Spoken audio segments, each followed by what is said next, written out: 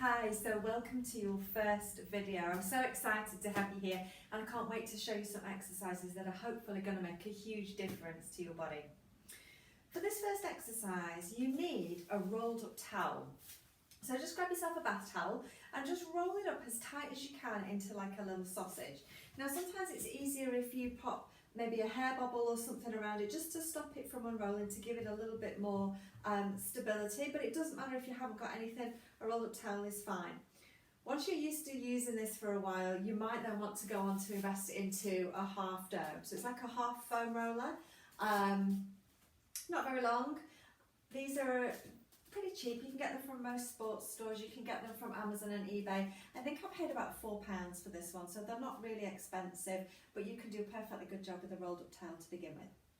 Go and grab that, and then I'll meet you back here when you've got that. Because we're going to do our calf stretch, so I'm going to use my half dome as I do have one handy. You're going to pop your half dome or your rolled up towel down onto the floor, and then you're going to stand with the ball of your foot towards the top and your heel down onto the floor.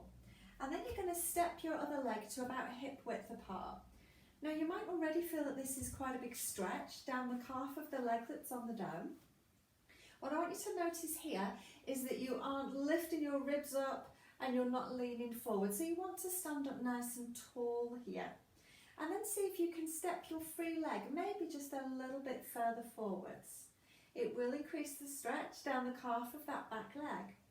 And then you're just going to stay here and take some deep breaths and relax. I'm going to turn just so that you can see me from the front.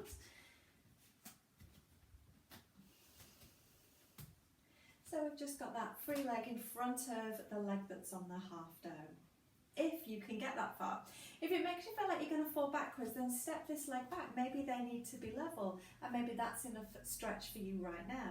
We're going to stay here, we're going to take some deep breaths, and I'm going to tell you why I've included this as your first exercise.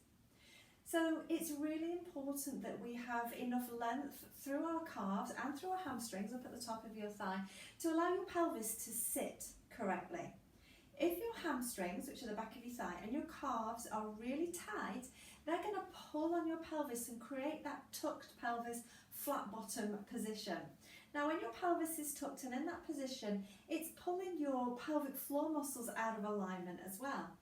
Your pelvis to function well, and for your hips and your legs and everything to function well, they need to be in correct alignment. So this exercise is going to help to give us length back through the back of the leg to allow your pelvis to sit correctly.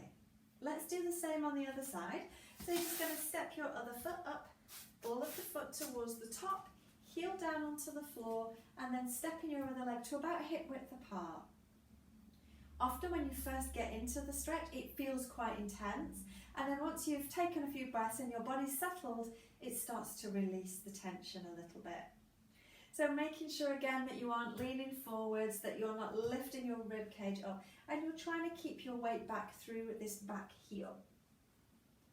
If it's starting to feel okay, maybe see if you can step that free leg maybe a little bit further forwards, but remember, if it makes you feel like you're going to fall backwards, then just bring it back to wherever you can maintain all of those alignment points.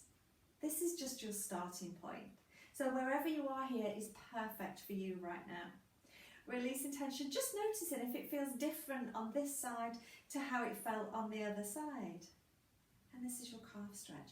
Try and do this every single day, and if you can do it 2 or 3 times a day, you're going to notice a huge difference in your whole body. So not even just your calves, not even just your pelvic floor, but your whole body alignment.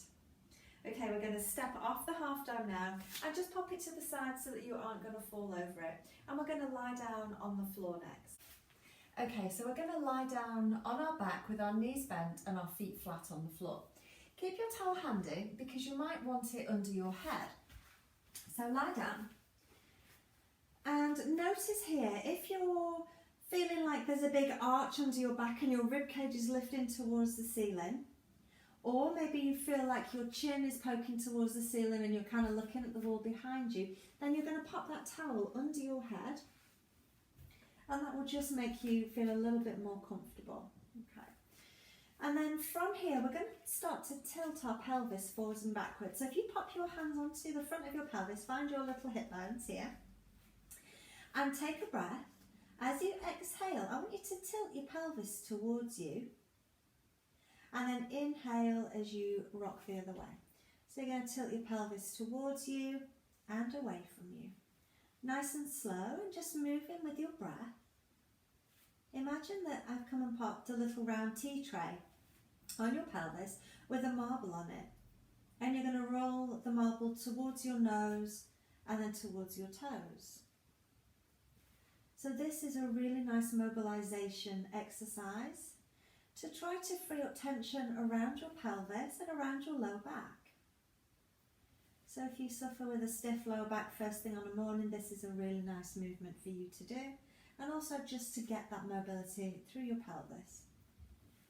We can't fix something, we can't strengthen something until we've mobilized it and got it moving. So tilting your pelvis forwards and backwards. And you can do this standing, you can do this seated. It's just nice to start lying down because it's easier to find here. So try not to move your legs hugely or move your head or your whole body rocking. You're trying to just tilt your pelvis towards you and away from you, and as much as you would need to roll a marble. So it's not a big movement here. From there, we're going to go into our third exercise today, and we're going to bring the soles of our feet together and allow your knees to roll out to the sides. Now, if this is really uncomfortable for your hips, then you could grab a cushion and pop it on the outside of your thighs and then allow your legs to relax down onto the cushion. Because we want this position to be as relaxing as possible for you. And if you're creating a lot of strain and tension by trying to hold your legs here and you've got a lot of gripping through your hips, it's not going to be relaxing for you.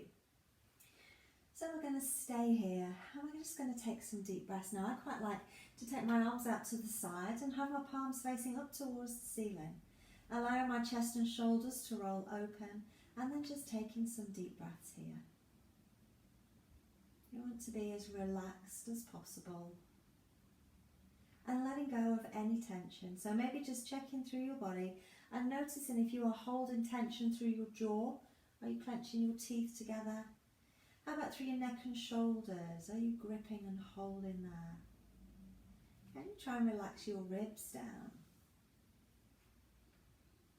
And just taking those deep breaths, slowing your breath down. And imagining that your body is melting down into your mat will allow you to find more relaxation. So this is your cobbler pose. As I said, feel free to use cushions to stack up to support your thighs. If holding here just isn't comfortable for you right now, you will get there. This movement is excellent at releasing the inner thighs, so we're releasing tension through the inner thighs, and we're opening out the hips and getting more movement and mobility through the hip joint. Feel free to stay here for as long as you like. Thank you.